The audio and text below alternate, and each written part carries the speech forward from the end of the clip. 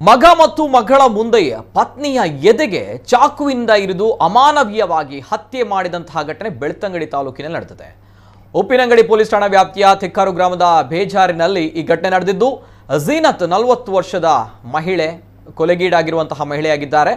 ಪತಿ ರಫೀಕ್ ಹತ್ಯೆಯ ಆರೋಪಿಯಾಗಿದ್ದಾನೆ. ಈ ಪಾಪಿ ರಫೀಕ್ ಮತ್ತು ಝೀನತ್ ಅವರ ಮದುವೆ 18 ವರ್ಷಗಳ ಹಿಂದೆ ನೆರವೇರಿತು. ವಿದೇಶದಲ್ಲಿ ಉದ್ಯೋಗದಲ್ಲಿದ್ದ ರಫೀಕ್ 2 ವರ್ಷಗಳ ಹಿಂದೆ ಅಲ್ಲಿನ ಉದ್ಯೋಗವನ್ನು ತ್ಯಜಿಸಿ ಊರಿಗೆ ಬಂದು ತೆಕ್ಕಾರಿನಲ್ಲಿ ಕೂಲಿ ಕೆಲಸ ಮಾಡ್ತಾ ಇದ್ದ. ಕೌಟುಂಬಿಕ ಕಲಹದ ಹಿನ್ನೆಲೆ ದಂಪತಿಯ ಮಧ್ಯೆ ಕಳೆದ ಕೆಲವು ತಿಂಗಳಿಂದ ಮನಸ್ತಾಪ ಉಂಟಾಗಿತ್ತು. ಇಂದು ಬೆಳಗ್ಗೆ ಇಬ್ಬರ ಮಧ್ಯೆ ನಡೆದಂತಹ ಜಗಳ ವಿಕೋಪಕ್ಕೆ ಹೋಗಿ ರಫೀಕ್ ಪತ್ನಿ ಝೀನತ್ಲಣ್ಣ ಚಾಕುವಿನಿಂದ ಇರಿದಿದ್ದಾನೆ. ಇನ್ನು ಹಲ್ಲೆಯಿಂದ ತೀವ್ರ ಗಾಯಗೊಂಡಿದ್ದ ಝೀನತ್ಲಣ್ಣ ಸ್ಥಳೀಯರು ಮತ್ತು ಸಂಬಂಧಿಕರು ಪುತ್ತೂರು ಸರ್ಕಾರಿ ಆಸ್ಪತ್ರೆಗೆ ದಾಖಲಿಸಿದರು. ಆದರೆ ಚಿಕಿತ್ಸೆ ಫಲಕಾರಿಯಾಗದೆ ಝೀನತ್ ಮೃತಪಟ್ಟಿದ್ದಾರೆ. ಉಪ್ಪಿನಂಗಡಿ ಪೊಲೀಸ್ ಠಾಣೆಯಲ್ಲಿ ಪ್ರಕರಣ ದಾಖಲಾಗಿದೆ.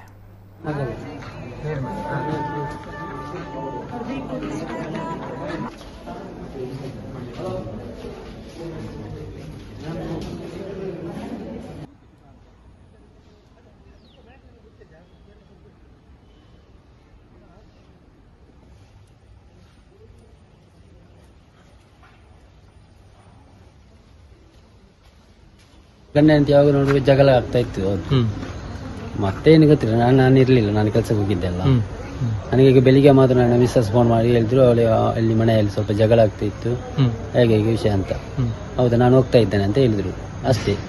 ನಾನು ಈಗ ಬಂದೆ ಅಷ್ಟೇ, ಬೇರೆ ಈಗ ಡೆತ್ ಆಗಿದೆ ಅಂತ ನನಗೆ ಮಾಹಿತಿ ಸಿಕ್ತು. ನನಗೆ ಇನ್ನು ನೋಡ್ಬೇಕೇನೆ,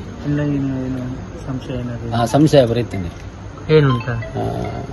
ಹಿಂದೆ ಒಬ್ಬ ಆಟೋದವನು ಸ್ವಲ್ಪ ಇದ್ದ, ಅವನ ಸ್ವಲ್ಪ ಸಂಶಯ ಎಲ್ಲ ಇತ್ತು ಅವರಿಗೆ. ಮತ್ತೇನು ವಿಷಯ ಅವರ ಒಳಗಡೆ ಅಂತ ನನಗೆ ಗೊತ್ತಿಲ್ಲಲ್ಲ. ನನಗೆ ಬಂದ ಮೇಲೆ ನನಗೆ ಗೊತ್ತಾಯ್ತು. ಈಗೆಲ್ಲ ನೋಡ್ಬೇಕಲ್ಲ. ಇನ್ನು ಸ್ವಲ್ಪ ಜಗಳ ಇತ್ತು, ಗಲಾಟೆ ಎಲ್ಲ ಇತ್ತು. ಇವತ್ತು ಅಷ್ಟೇ ಗೊತ್ತಾಯ್ತು ನನಗೆ. ಏನಾಯ್ತು ಇವತ್ತು? ಏನಾಯ್ತು ಇವತ್ತು? ಕೊಲೆ ಮಾಡಿದೆ. ನಿಮ್ಗೆ ಎಷ್ಟು ಗೊತ್ತಿದೆ?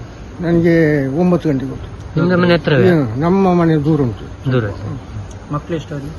ಯಾರಿಗೆ? ಎರಡು ಒಂದು ಇನ್ನೊಂದು ಗಂಟೆ. ಅಷ್ಟು ಒಳ್ಳೆ ಇದ್ರು, ಅಲ್ಲಿ ಗಲ್ಫ್ ಅಲ್ಲಿ ಇದ್ರು, ಒಳ್ಳೆ ನೋಡ್ತಾ ಎಲ್ಲ ಇದ್ರು ಅವರು. ಮತ್ತೆ ಏನಾಗಿ ನನಗೆ ಗೊತ್ತಿಲ್ಲ.